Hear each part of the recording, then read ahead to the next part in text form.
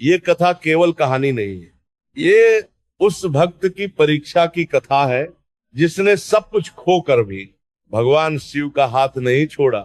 शास्त्र कहते हैं सोमवार को जो मन, वचन और कर्म से भोलेनाथ का स्मरण करता है उसके जीवन की सबसे अंधेरी रात भी अंततः उजाले में बदल जाती है।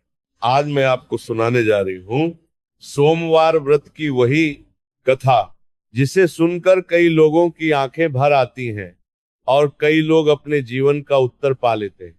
सोमवार का दिन था, आकाश में हल्के हल्के बादल छाए थे और नर्मदा के किनारे बसे शिवपुर गांव में एक अजीब सी शांति फैली हुई थी, मानो पूरी प्रकृति ही भगवान शिव के ध्यान में लीन हो।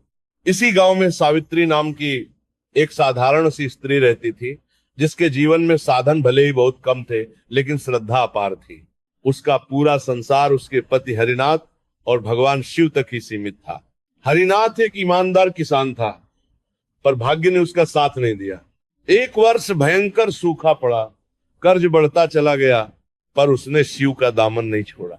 पति की मृत्यु के बाद जो पहला सोमवार आया उसी दिन उसने व्रत रखने का संकल्प लिया।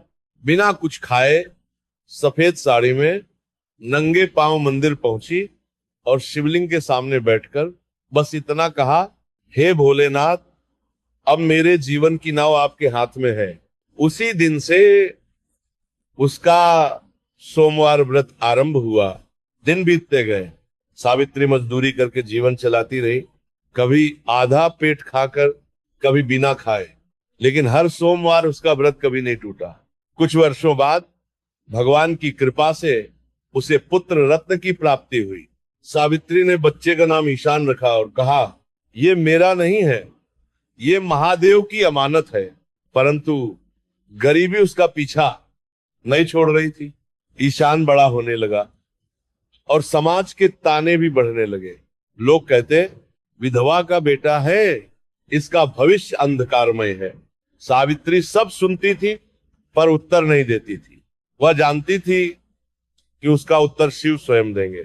हर सोमवार वह शिवलिंग पर जल चढ़ाती, बेलपत्र अर्पित करती और आंखों में आंसू लेकर बस एक ही प्रार्थना करती, हे प्रभु, मेरे विश्वास को कभी कमजोर मत होने देना। समय अपनी गति से चलता रहा। एक वर्ष ऐसा आया जब गांव में महामारी फैल गई। डर के कारण लोग अपने अपने घरों में बंद हो गए। ईशान भी उसी बीमारी की चपेट में आ गया। तेज बुखार, शिथिल शरीर, और सावित्री के पास न तो दवा के पैसे थे न किसी से सहायता की कोई आशा। उसी समय फिर एक सोमवार आया। सावित्री पूरी रात अपने बेटे के पास बैठी रही। सुबह होते होते वह ईशान को लेकर मंदिर पहुंची। उस दिन उसके पास न जल था, न फूल, न बेलपत्र, बस कांपते हाथ थे और डगमगाता हुआ विश्वास। उसने शिवलिंग के सामने अपना सिर रख दिया और रोते हुए कहा, हे महादेव, अगर मेरे कर्मों का फल देना है तो मुझे दीजिए, मेरे बेटे को नहीं। ये कहते कहते वो वही मूर्छित हो गई। रात के अंतिम पहर उसे स्वप्न आया। भगवान शिव शांत मुस्कान के साथ उससे कह रहे थे, सावित्री, तुमने मेरा नाम केवल सुख में नहीं दुख में भी लिया है। तुम्हारा सोमवार व्रत पूर्ण हुआ।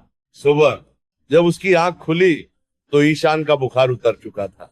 गांव में ये बात आग की तरह फैल गई। लोग चकित थे। कुछ ने इसे चमत्कार कहा, कुछ ने भाग्य। लेकिन सावित्री जानती थी ये उसके विश्वास का फल था। समय बदला। ईशान बड़ा हुआ, मेहनती और संस्कारी युवक बना। एक साधु के मार्गदर्शन में उसने शिल्प और निर्माण का काम सीखा। धीरे धीरे उसका हुनर गांव गांव प्रसिद्ध होने लगा। जिस घर में कभी चूल्हा नहीं जलता था वहां अब रोज अन्न बनने लगा। सावित्री ने सबसे पहले जो काम किया वह था पुराने शिव मंदिर का जीर्णोद्धार। वही मंदिर जहां उसने आंसुओं से भरे असंख्य सोमवार बिताए थे।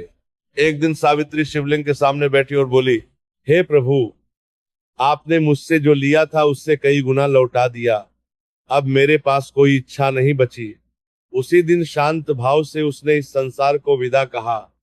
ईशान ने समझ लिया कि उसकी मां अब शिव में लीन हो चुकी है। आज भी शिवपुर गांव में ये कथा श्रद्धा से सुनाई जाती है और लोग कहते हैं कि जिसने सच्चे मन से सोमवार व्रत किया